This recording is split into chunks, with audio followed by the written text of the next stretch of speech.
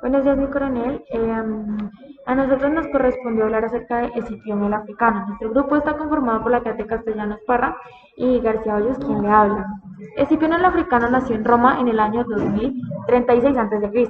Comenzó su carrera militar bajo la dirección de su padre, quien también se llamaba Publio, y con la ayuda de su tío.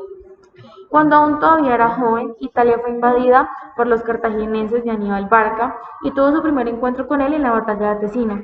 Él acostumbraba a acompañar a su padre, quien en ese entonces era el cónsul, y se le había asignado al mando de una turba la cual iba ubicada en la retaguardia para así mismo poder brindarle seguridad y evitar a toda costa el peligro. Durante esta lucha su padre fue herido, por lo tanto Publio, quien aún tenía alrededor de 18 años más o menos, consiguió rescatarlo. Por esto fue que el padre quiso recompensarla con la corona cívica, pues a la cual era la que tenía derecho por haber salvado a un ciudadano, pero pues él la rechazó. Con esto adució que la acción en sí pues ya era una recompensa como tal. En la campaña de Hispania, ellos al llegar a Hispania, los romanos controlaban solo la costa nororiental. El ejército en ese entonces estaba desmoralizado debido a las derrotas que habían tenido y a la inferioridad que se notaba demasiado, tanto en número de personal como de armamento, frente al ejército de Asdrúbal Barca y de sus aliados. Aunque tenían órdenes de permanecer a la defensiva, él las desobedeció y preparó la invasión de la Iberia cartaginense. El ejército cartaginés, que desconocía la marcha de Escipión hacia su capital y se hallaba en bases muy alejadas, fue incapaz de llegar a tiempo para evitar el sitio. En esto, Cartago Nova cayó en el año 209 a.C. tras un brevísimo episodio. Después de esto, Escipión prohibió el saqueo de la ciudad y respetó la vida de sus ciudadanos. Luego de esto, llegó a Tarraco, donde permaneció allí el resto de lo que quedaba del año, ya que sus fuerzas no eran lo suficientemente numerosas como habíamos dicho anteriormente, se sentía en la capacidad inferior para enfrentarse al enemigo en el campo de batalla y para así poder fortalecer las alianzas con los jefes hispanos. En este sí tuvo un mayor éxito que en el anterior. Su popularidad personal llevó a que muchas de las tribus hispanas desertaran y se unieran a él. Entre ellos estaba el Indivil y Mandonio, que eran dos de los más poderosos y fieles partidarios de Cartago.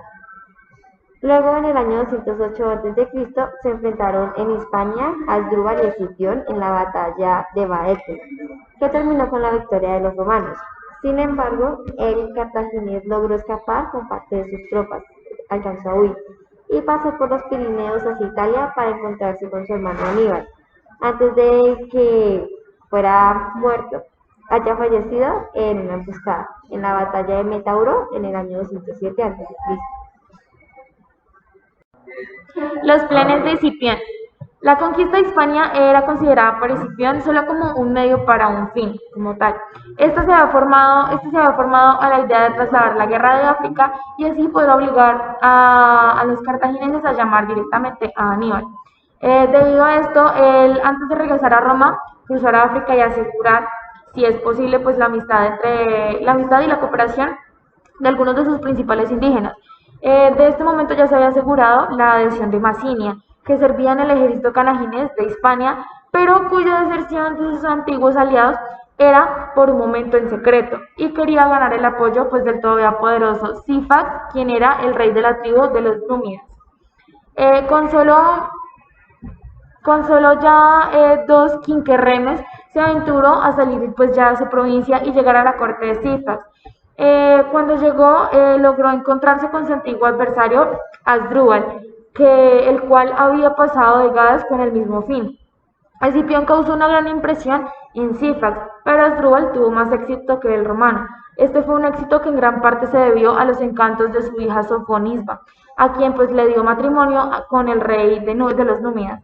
Escipión, su regreso a Hispania fue sorprendido por una formidable insurrección intringida por Magón, quien era el hermano de Aníbal. Este se encontraba todavía en Gades, pero pues esta acabó muy pronto y Escipión infligió una terrible venganza sobre la ciudad de Iliturgi, que había tomado parte principal en esta revuelta. Apenas este peligro desapareció, Escipión fue presa de una grave enfermedad. 8.000 de los soldados romanos, descontentos por no haber recibido su salario, pues como lo hacían habitualmente, y ante el impedimento de saquear los pueblos, se aprovecharon de esta oportunidad para iniciar un motín, pero Escipión se recuperó a tiempo para poder sofocarlo. Posteriormente, aplastó a los últimos restos de la insurrección en Hispania. Magón había abandonado Hispania y acusado a Liguria para intentar ayudar a su hermano Aníbal, por lo que ya no había más enemigos en Hispania. Escipión, en consecuencia, entregó al ejército romano en el año 206 a.C. a los procónsules Lentula y Manilo Acidino, los cuales habían sido nombrados como los sucesores. Escipión en Italia, en esta la República Romana había cambiado profundamente durante la ausencia de él. Aníbal había vuelto a derrotar a las legiones. Escipión se convirtió en el candidato al consulado y fue elegido a pesar de que tenía muy poca edad, tenía solo 30 años. Su objetivo era preparar un ejército con el que desembarcara en África, amenazando a Cartago en su propio territorio, y así forzando la marcha de Aníbal de Italia. Pero los más antiguos miembros del Senado se opusieron a ese proyecto por considerarlo arriesgado y en parte por celos al joven cónsul.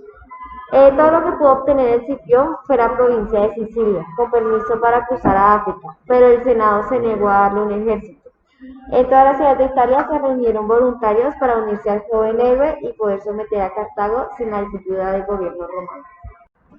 La invasión romana del norte de África. En consecuencia, en el año 204 a.C., Escipión, quien ahora, pues en ese momento era el procónsul, zarpó de Lilibeo y desembarcó directamente en África, sin oposición de la flota cartaginesa.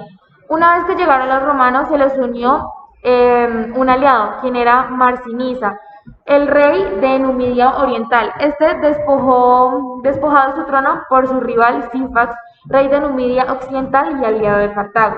En la batalla conocida como los Grandes Campos, se consiguió la victoria por parte de Roma. De esta manera expulsaron a Sifax del trono de Numidia y obligando a Cartago a entablar negociaciones de paz. En este momento Aníbal fue llamado para que regresara pues directamente a Italia. Cartago y Roma acordaron que la paz se debía restablecer. Sin embargo, en el momento que llegaron las tropas cartaginesas de Aníbal y Magón a África, atacaron unas naves romanas que buscaron refugio cerca de Túnez. La guerra volvió a empezar, pues obviamente. Escipión reemprendió la campaña de África y se puso en contacto con Masinia, quien le proporcionó alrededor de 4.000 jinetes y 6.000 infantes, pues para poder combatir esta guerra. El día 19 de octubre del año 202 a.C. se produjo directamente el enfrentamiento entre los ejércitos de Aníbal y de Escipión en la batalla que fue conocida como la batalla de Zama. En esta pues salió victorioso para los romanos y los aliados. En honor a esta victoria fue donde Publio Cornelio Escipión tomaría el nombre de el Africano. Escipión en el Senado. Escipión, de regresar a la capital y celebrar los triunfos que había obtenido sobre Cartago, ocupó un puesto en el Senado de Roma. Tenía para ese entonces 65 años, seguía muy joven. Al mismo tiempo, los censores le conferían el título de Princeps Senatus en el año 190 a.C. Escipión fue testigo en el Senado del recrudecimiento de los conflictos externos que amenazaban a la República. En esto, Roma tuvo que enfrentarse con el rey de Macedonia, Filipio V, antiguo aliado de Aníbal. Mientras en Hispania se producían constantes sublevaciones contra Roma, debido principalmente a la avaricia y la crueldad que tenían los gobernadores romanos. Y en la propia Cartago se recrudecían los conflictos, ya que Aníbal preparaba una nueva guerra contra Roma. El ocaso de Escipión. Mientras Catón, el censor, reprimía las sublevaciones en Hispania, Roma vencía a Filipo V. En el año 190 a.C., Lucio Cornelio Escipión, quien era el hermano de Escipión el Africano, fue elegido como cónsul y nombrado general del ejército, el cual debía desembarcar en Asia Menor, pues que está ubicado en Turquía, y enfrentarse con Antíoco III. Este fue vencido y tuvo que ceder las tierras a los aliados de Roma y pagar un fuerte tributo. Aníbal huyó en el momento en que supo que iba a ser entregado a los romanos y se suicidó en el año 183 a.C. Lucio Cornelio Escipión recibió por el éxito de esta campaña el sobrenombre de El Asiático. El africano regresó a Roma con su hermano Lucio después de la finalización de la guerra en el año 189 a.C. Pero pues sus últimos años fueron amargos debido a los continuos ataques de sus enemigos. Fueron acusados de haber recibido sobornos de Antioquio y de haberse apropiado pues de una parte del dinero que había pagado Antioquio al Estado romano. Escipión posteriormente abandonó Roma y se retiró a su casa de campo que está ubicada en Liternum. Los tributos los tribunos deseaban renovar la persecución, pero Graco sabiamente lo persuadió para que abandonaran esta acusación. Bueno, en cuanto a la muerte y la descendencia de Escipión, este nunca regresó a Roma. Él nunca se sometería a las leyes que se regían en ese estado. Por lo tanto, decidió expatriarse para siempre. Él pasó sus últimos días en el cultivo de su finca de Liternum, donde escribió sus memorias, y al morir se dice que él pidió que su cuerpo fuera enterrado allí y no en ningún país ingrato. Escipión se casó con Emilia Tercia y con ella tuvo tres hijos, un hijo, Publio Cornelio Escipión Africano, y dos hijas, Cornelia Mayor y Cornelia Menor, y se convirtió en el padre de dos célebres tribunos de la plebe, Tiberia y Cayo. Pues ya con esto concluimos nuestra exposición, mi coronel, muchas gracias.